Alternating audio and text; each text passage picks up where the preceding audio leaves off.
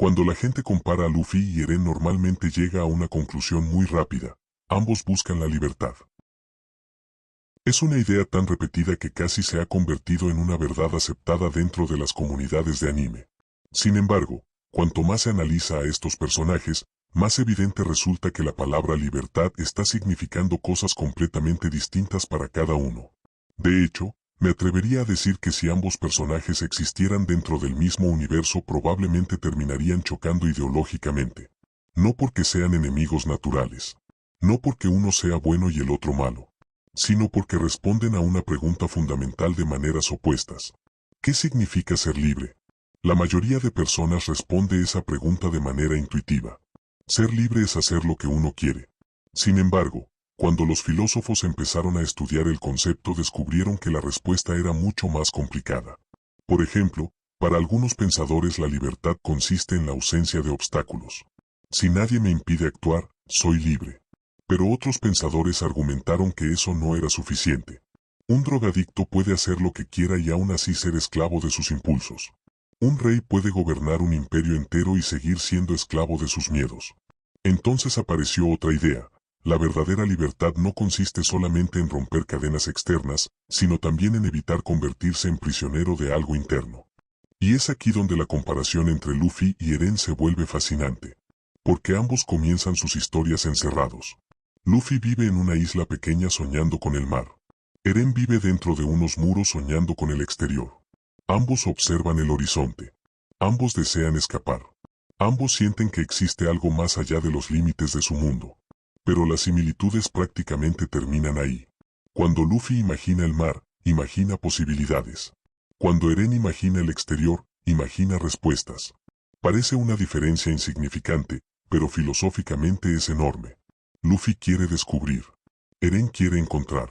Luffy busca experiencias. Eren busca una verdad.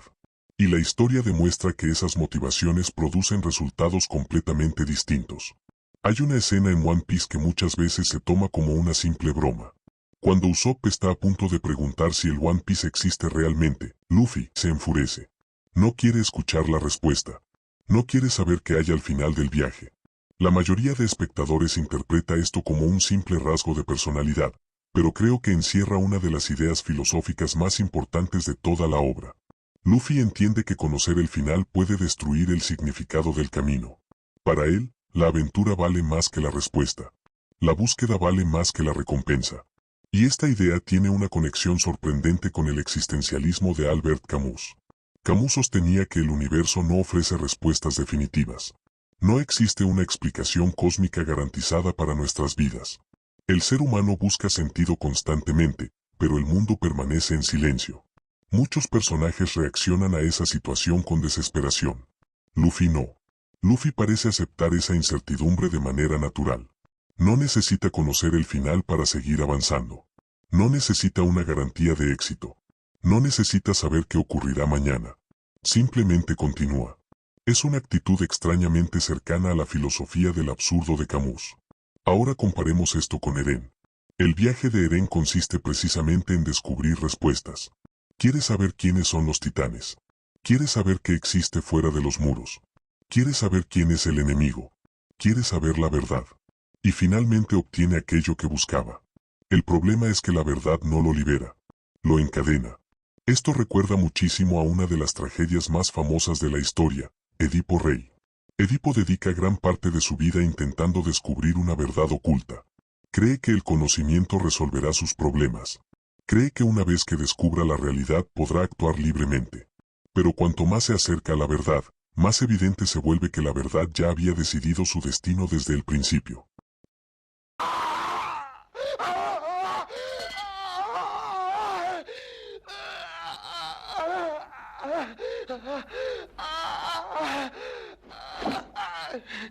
Así no podré ver el mal que he sufrido y que he causado. Ya no veré a aquellos que no debía haber visto nunca. No reconoceré a cuantos jamás debí haber conocido. También debí arrancarme los oídos para encerrar mejor en mí mismo, mi mundo desgraciado, y no ver ni oír nada. Shingeki no Kyojin funciona de una forma muy parecida. La revelación final no amplía las posibilidades de Eren. Las reduce. Cada nueva respuesta elimina una posibilidad más. Cada descubrimiento cierra otra puerta, hasta que finalmente queda atrapado dentro de una única dirección. Por eso muchas personas consideran que Shingeki no Kyojin tiene elementos profundamente deterministas. El determinismo es la idea filosófica de que todos los acontecimientos están causalmente conectados y que, en cierto sentido, el futuro ya está contenido dentro del pasado. Es una idea antigua. Podemos encontrar rastros de ella en los estoicos, en ciertos pensadores religiosos y en numerosos filósofos modernos. Pero Shingeki no Kyojin le da una forma particularmente cruel, porque Eren llega a observar fragmentos de su propio futuro. Y aquí aparece algo muy interesante.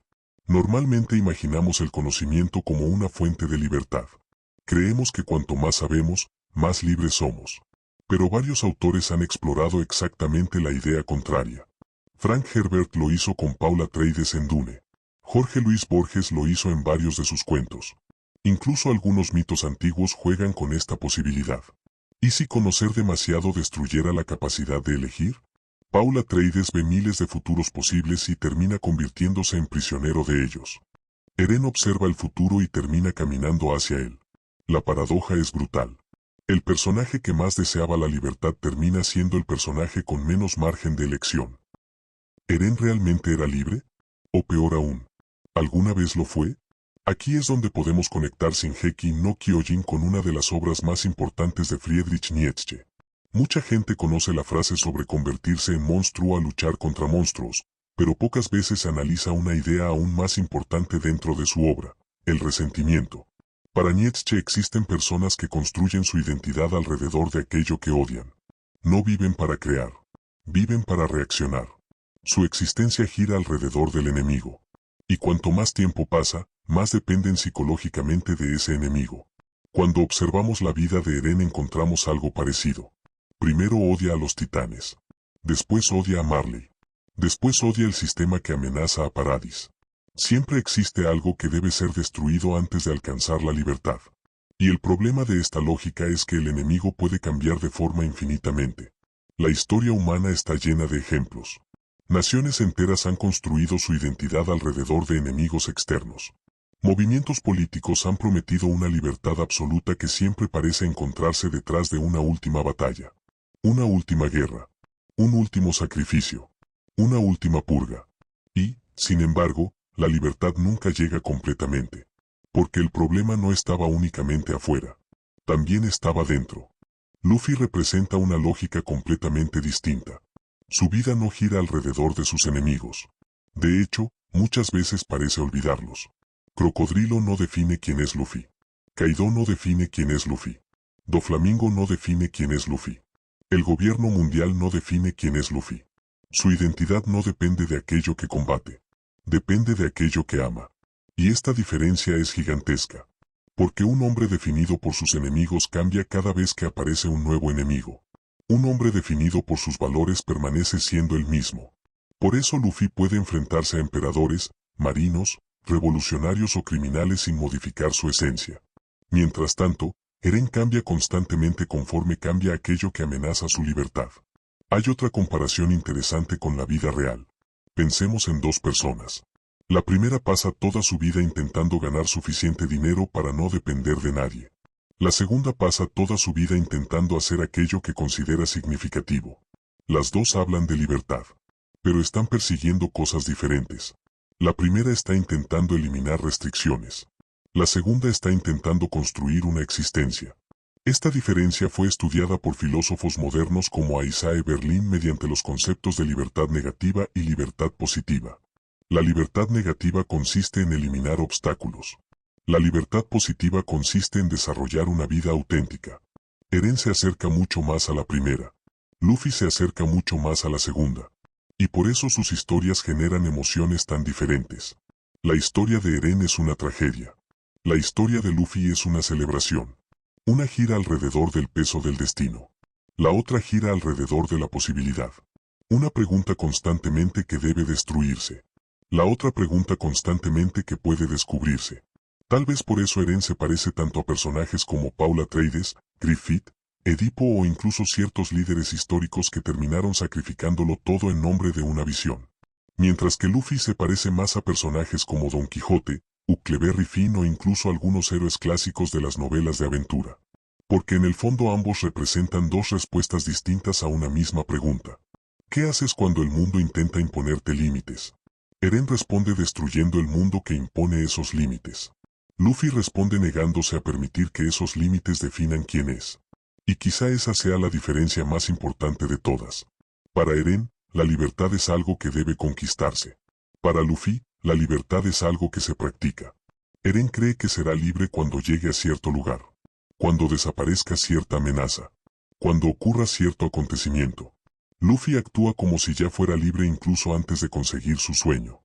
Y esa diferencia cambia absolutamente todo. Porque uno vive persiguiendo la libertad. Y el otro vive desde la libertad.